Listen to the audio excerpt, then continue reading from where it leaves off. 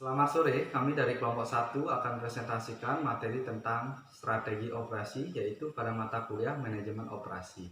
Oke, sebelum kami lanjut ke materi presentasi, izinkan kami perkenalkan anggota kelompok kami dulu. Yang pertama, saya sendiri dengan nama Komang Suwardani. Saya Minyoman Ruth Margareta. Saya Komangdian Kristina Yani. Dan saya Komang Nilam Pramesti Atana Putri. Baik, untuk mempersingkat waktu, kami akan langsung saja ke materi. Yang pertama akan dijelaskan langsung oleh Komang Nilam Pramesti. Baik, di sini saya akan menjelaskan tentang pandangan global mengenai operasi.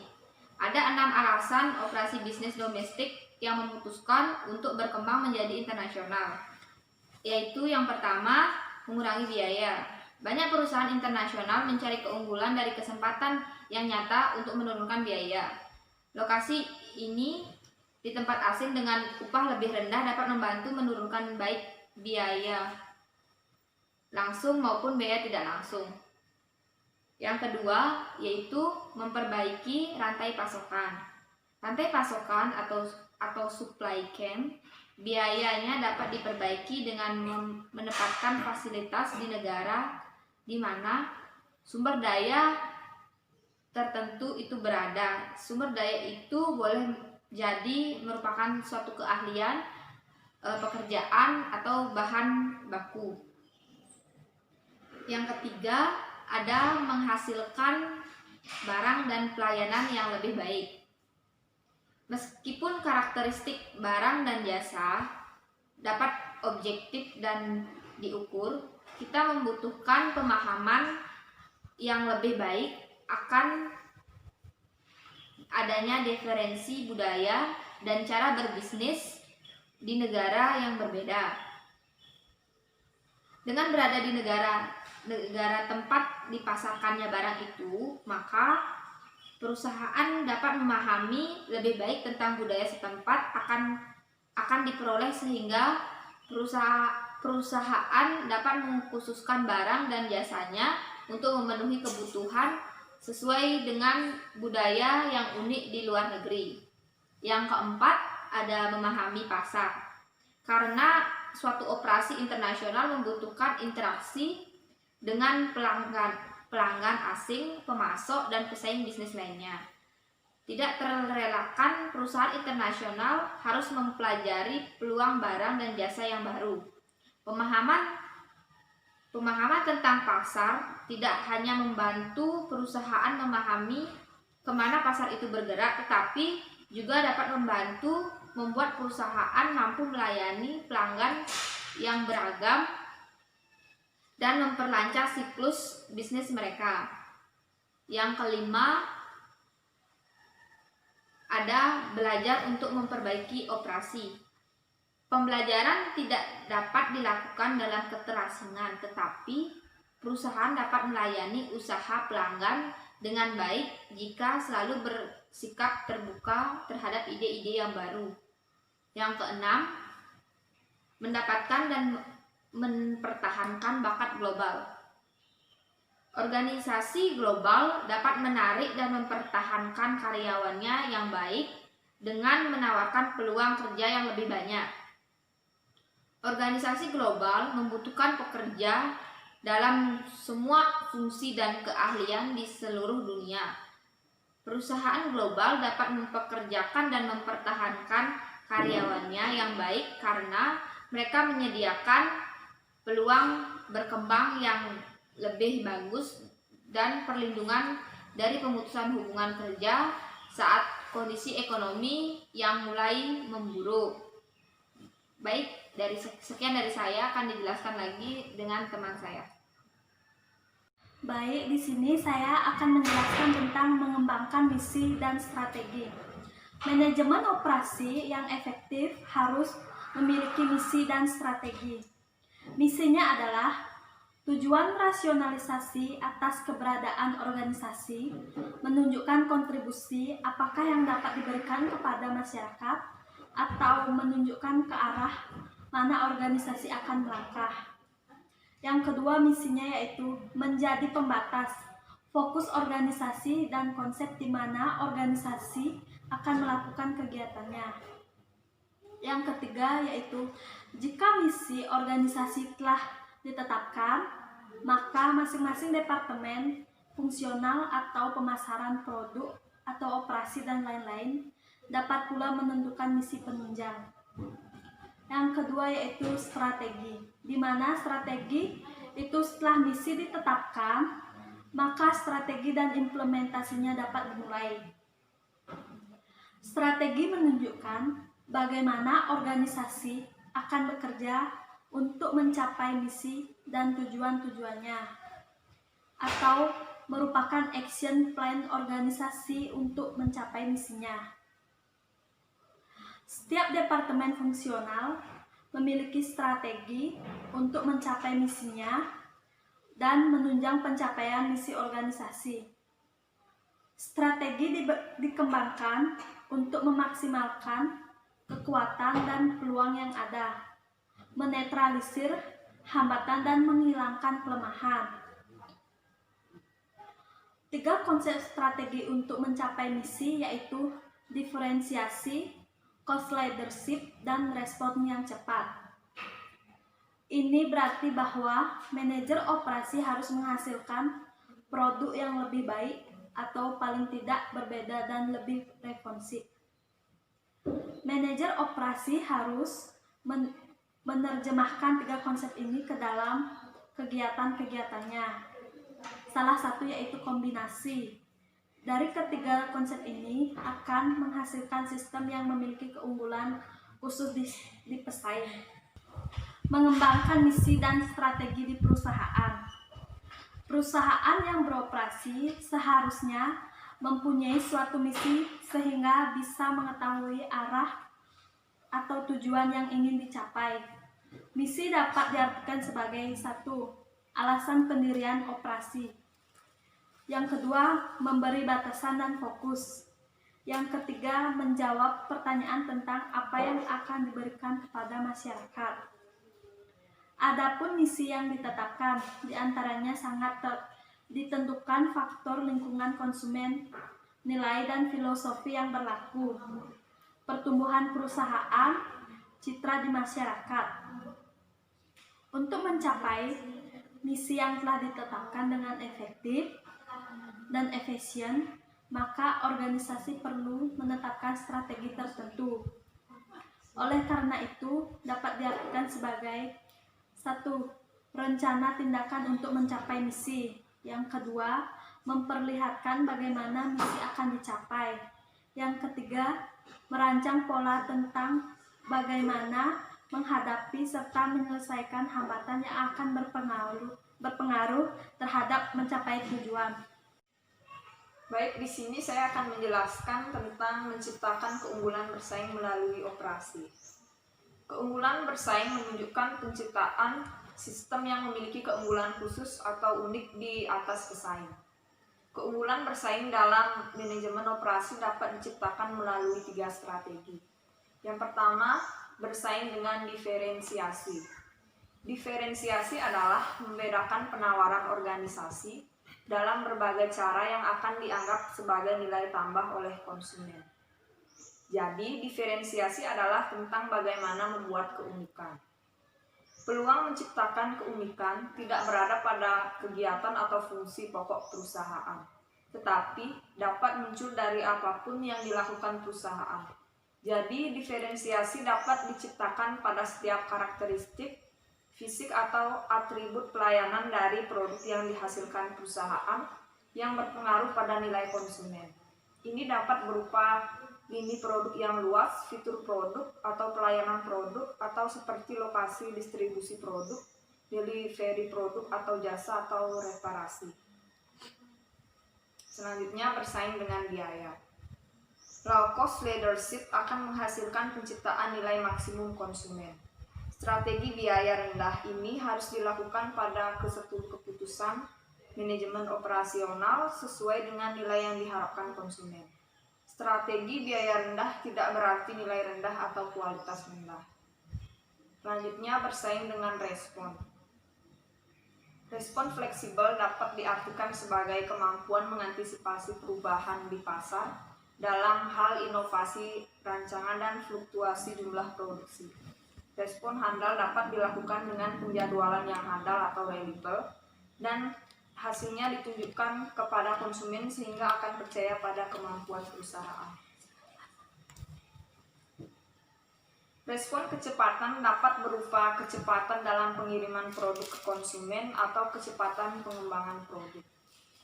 Adapun 3 strategi yang masing-masing memberikan peluang bagi para manajer operasional untuk meraih keunggulan. Di antaranya adalah bersaing pada perbedaan. Keunikan dapat melalui karakteristik fisik maupun atribut jasa yang ditawarkan kepada konsumen sehingga konsumen mempersiapkannya sebagai nilai. Selanjutnya yang kedua, bersaing pada biaya atau cost leadership, yaitu untuk mencapai nilai maksimum yang diinginkan pelanggan tetapi dengan kualitas yang memadai. Yang ketiga, bersaing pada respon cepat atau rapid response melalui keseluruhan nilai yang terkait dengan pengembangan dan penghantaran barang yang tepat waktu, penjadwalan yang dapat diandalkan serta kinerja yang fleksibel. Dalam prakteknya, ketiga konsep strategi ini, diferensiasi, biaya rendah, dan respon, dapat diterjemahkan ke dalam 6 strategi khusus, yaitu pertama, fleksibilitas dalam desain dan volume. Yang kedua, harga rendah. Yang ketiga, pengiriman yang cepat. Yang keempat, kualitas atau kesesuaian dan kinerja.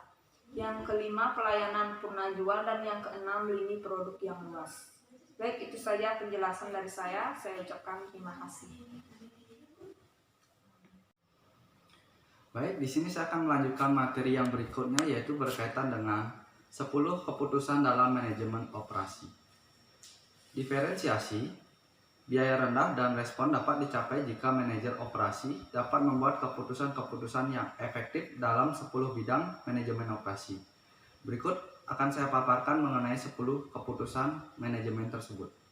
Yang pertama yaitu ada kualitas, yang kedua desain barang dan jasa, yang ketiga desain proses dan kapasitas, yang keempat ada pemilihan lokasi, yang kelima desain tata letak atau layout, yang keenam perancangan kerja dan SDM, yang ketujuh yaitu manajemen rantai supply, yang kedelapan ada persediaan, yang kesembilan penjadwalan, dan yang terakhir untuk ke-10 yaitu perawatan. Baik, untuk lebih jelasnya mari kita bahas satu persatu. Kita mulai dari yang pertama yaitu mengenai kualitas. Kualitas dalam hal ini adalah harapan kualitas konsumen harus ditemukan dan kebijakan serta prosedur harus ditetapkan untuk mengidentifikasi dan mencapai kualitas tersebut. Jadi di sini sangat mengutamakan kualitas. Kualitas adalah mutu yang harus tetap dijaga untuk produk tersebut agar tetap laku terjual di pasaran. Yang kedua yaitu mengenai desain barang dan jasa. Perancangan barang dan jasa akan menentukan proses transformasi. Keputusan biaya, kualitas dan tenaga kerja berhubungan erat dengan keputusan desain. Desain di sini yang dimaksud yaitu mengenai untuk desainnya adalah itu untuk menambah daya tarik dari peminat pembeli. Yang ketiga ada desain proses dan kapasitas. Pilihan proses tersedia untuk produk barang dan jasa.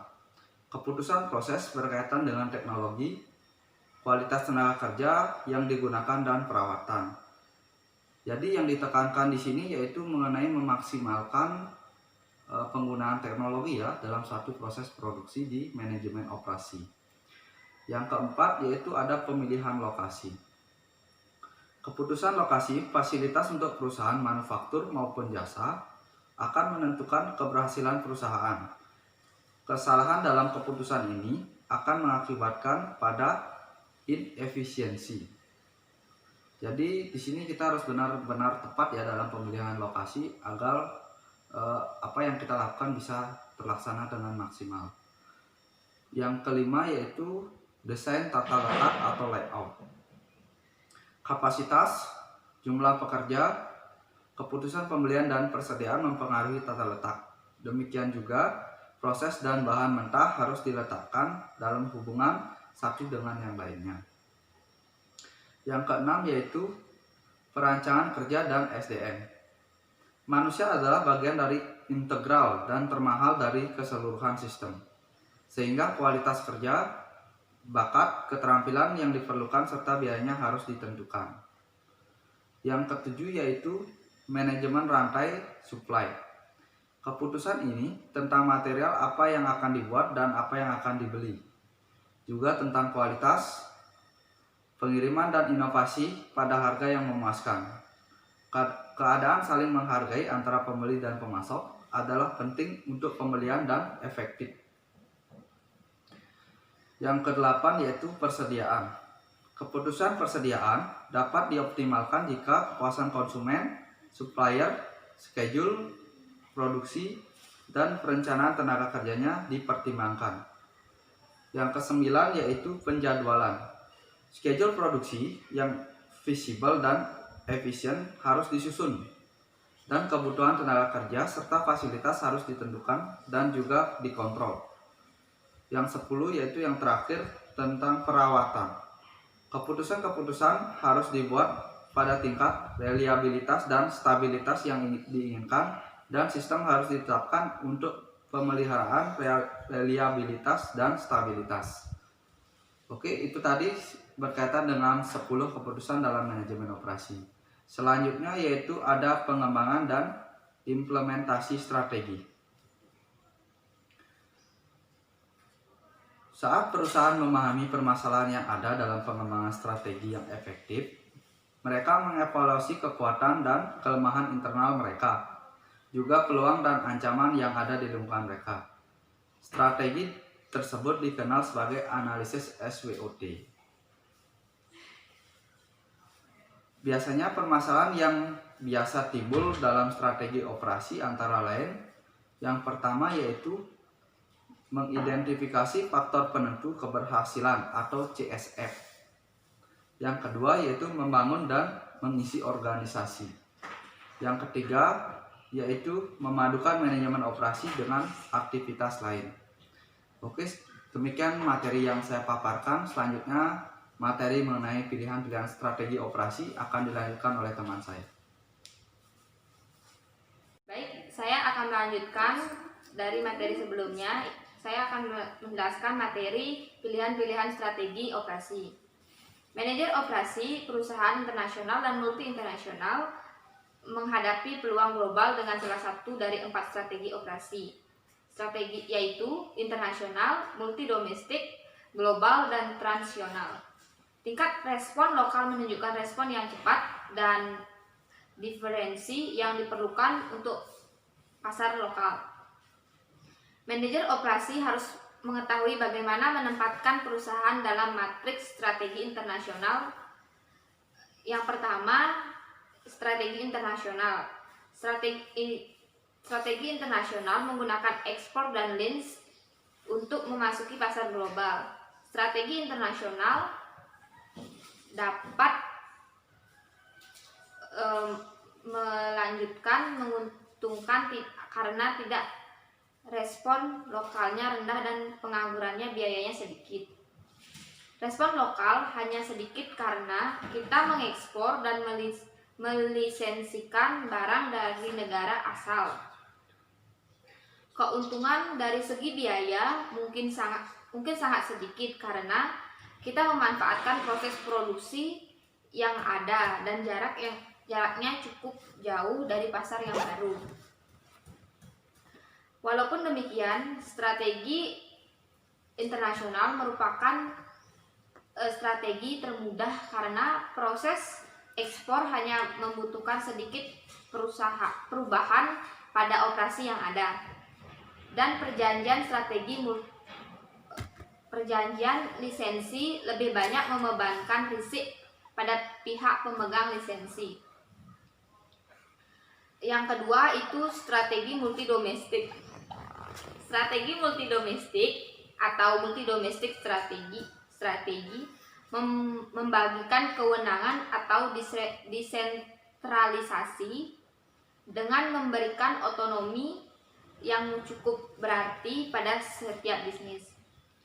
Secara organisasi, hal ini adalah anak perusahaan warabala atau usaha patungan yang mandiri. Keuntungan strategi ini adalah memaksimalkan respon pasar lokal. Walaupun demikian, strategi ini hanya mempunyai sedikit keuntungan dari segi biaya atau bahkan tidak ada. Banyak produsen makanan seperti Heinz menggunakan strategi multidomestik. Multidomestik ini untuk memenuhi selera lokal, sementara proses produksinya sama. Konsepnya adalah kita telah berhasil di negara sendiri, mari kita ekspor potensi dari perusahaan manajemennya. Yang ketiga yaitu strategi global. Strategi global atau global strategi memiliki tingkat sentralisasi yang tinggi, di mana kantor pusat mengordinasikan organisasi untuk mengupayakan standarisasi dan pembelajaran antar pabrik sehingga dapat menghasilkan skala ekonomis.